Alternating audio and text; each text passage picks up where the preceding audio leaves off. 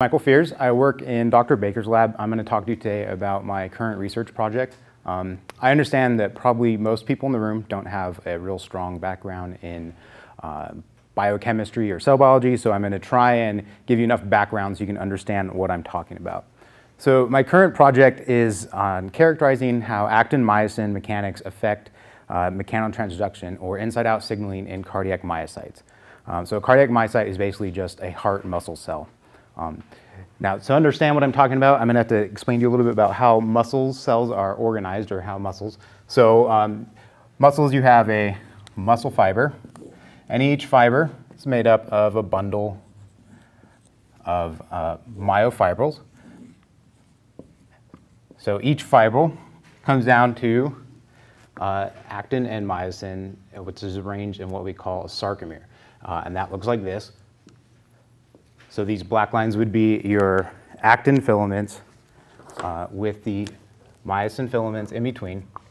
And each filament is made up of a bunch of myosins with heads on each end. These heads are what bind the actin, and as they turn over ATP, they cock and move like this, which is what causes a muscle contraction. So the sarcomeres shorten in this way when your muscles contract.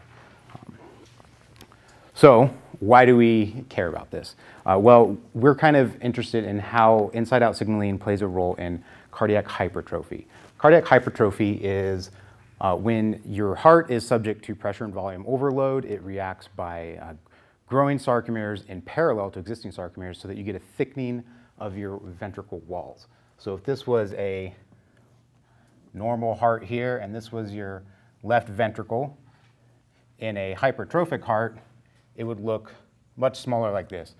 Because as you're subject to pressure and volume overload, your sarcomeres are growing in parallel, so that wall thickens, and all of a sudden you have a much smaller volume in your left ventricle. And this is what leads to heart disease, cardiac arrest, and cardiac failure. How many people have heard of young, healthy athletes or otherwise healthy individuals dying of sudden cardiac arrest? That's due to cardiac hypertrophy. Now, a lot of people have studied how cardiac hypertrophy is affected by outside in signaling to the cell. So if this was your muscle cell here, a lot of people study how environmental factors, hormones, and other signals affect this cardiac remodeling, turn on certain genes in this cell that cause it to grow more sarcomeres in parallel like this. However, there's really strong evidence that there's this inside-out signaling that takes place, which is what we're interested in. And the evidence for that is in these individuals, especially like I mentioned, these young individuals who die of cardiac arrest when they should otherwise be healthy, a lot of them end up having mutations in sarcomere proteins, particularly in the myosin. And it'll be a single point mutation, so one single amino acid that has mutated that leads to this. So when you have a mutation in a myosin like this, it affects the force output from your sarcomere.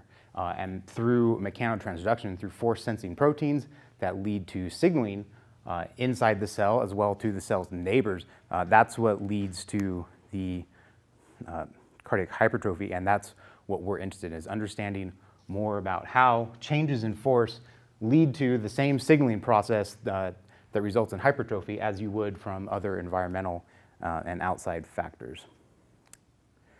All right, well, I finished a little faster than I thought, so any questions? Okay.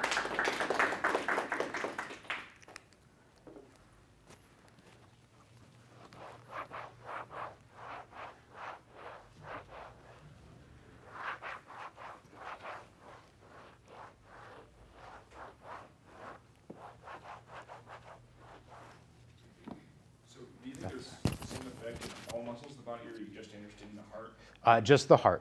For example, hypertrophy happens, when you go and lift weights. That's exactly how your muscles build, except for that same effect in the heart is not healthy. But, oh, sorry. Is it worthwhile to study other muscles, or do you have to study heart cells specifically? It seems like the effect is the same. In this case, we're studying heart cells specifically because that same signaling process and hormones and things that are present aren't going to be present in other cell types, as well as there's different isotypes of myosin. So cardiac myosin versus skeletal myosin versus smooth muscle myosin all behave differently. My question is probably more scientific, I guess. How exactly are you looking at measuring this?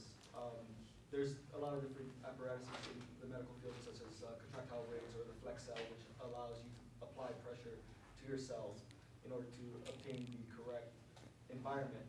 So how exactly are you guys analyzing your muscle cells? I culture them on a flexible surface, a polyacrylamide gel, and I embed in that surface fluorescent microspheres. So then as the cells contract, I can monitor the displacement of those beads.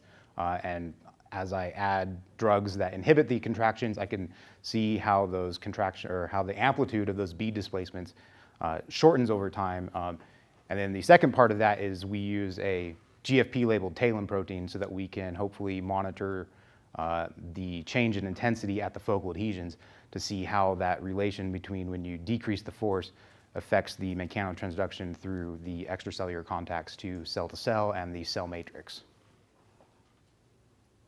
Yes? I think you mentioned that this phenomenon is due to a rapid change in pressure in the heart. Not rapid change, pressure and volume overload. So, okay. So if it was so this could be an endurance athlete kind of thing. Right.